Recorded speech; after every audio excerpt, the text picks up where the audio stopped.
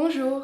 Alors pour ceux qui n'ont pas encore vu mes 2 premières vidéos, je suis Bérénice, je suis une institutrice et j'ai pu travailler pendant plusieurs années en tant qu'intérimaire dans les écoles communales et les écoles libres. Et malheureusement, j'ai observé beaucoup de problèmes dans les classes avec les enfants. C'est pour ça qu'aujourd'hui, mon désir le plus grand, c'est que chaque enfant puisse bénéficier d'un enseignement à la hauteur de son potentiel. Le XXIe siècle demande à nos enfants d'être créatifs, entreprenants, critiques, conscients de leurs propres actions. Alors arrêtons de leur demander de faire le même bricolage ou de leur donner la même matière à tous les enfants en même temps, parce que inévitablement, certains enfants vont s'ennuyer et d'autres vont être complètement largués par la matière. Les neurosciences nous ont déjà assez montré que ce n'est pas en écoutant que l'enfant apprend réellement, mais bien en faisant. Et c'est la première loi naturelle de l'enfant que je vais appliquer en classe et que Céline Alvarez explique très bien dans son livre « Les lois naturelles de l'enfant ». Céline Alvarez a écrit ce livre suite à ses expérimentations dans sa classe maternelle à Gennevilliers, et cela pendant 4 ans. À l'école du dialogue, dès 2 ans et demi, chaque enfant avance à son propre rythme, dans un cadre d'entraide et de bienveillance.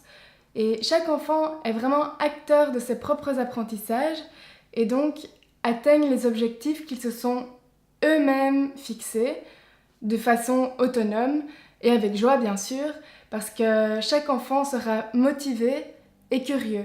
Et cela est possible grâce au fait que l'enfant se sente bien dans la classe et dans son groupe, et que l'amour règne dans la classe. C'est aussi possible grâce au groupement multi-âge et du coup à l'entraide empathique des enfants entre eux. Et enfin, grâce aussi à l'environnement qui est structuré, ordonné, sécurisant, et du coup ça empêche les enfants d'être stressés, car nous le savons tous, le stress est un anti-apprentissage. Si l'enfant est motivé, c'est que nous restons toujours le plus proche possible de la vie réelle, nous partons du vécu de l'enfant et ainsi tous les apprentissages prendront sens.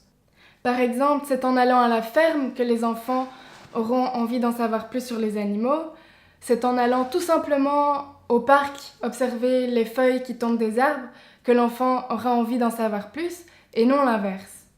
Entre parenthèses, la nature a aussi un impact positif sur les apprentissages. Aussi, c'est en observant les autres enfants lire que l'enfant aura lui-même envie d'apprendre à lire. L'observation prend alors tout son sens. C'est pas parce qu'on ne voit rien qu'il n'y a rien qui se passe dans la tête de l'enfant, bien au contraire. Son cerveau travaille. Et c'est par les jeux libres, les jeux symboliques, que les enfants répètent ce qu'ils ont pu observer à la maison. Par exemple, tout simplement en jouant au coin poupée, l'enfant imite sa maman en train de s'occuper de son enfant. Et cela favorise les interactions entre les enfants et les enfants verbalisent entre eux. Pour chaque apprentissage, l'enfant fera des erreurs, mais elles sont inévitables, c'est comme ça qu'il apprend réellement. Ça s'appelle l'erreur instructive. Et je termine en insistant sur l'importance du sommeil chez les enfants. Si l'enfant n'est pas reposé, il ne pourra pas apprendre.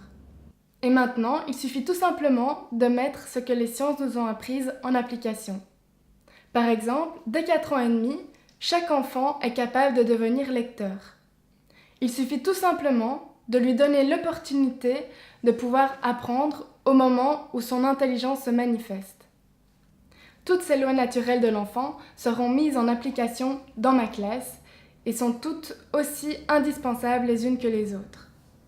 Si vous voulez connaître l'horaire détaillé de la classe maternelle, vous pouvez aller voir la page horaire sur notre site internet écoledudialogue.be.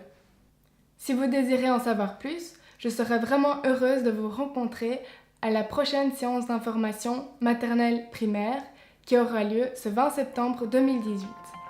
Au plaisir de vous rencontrer!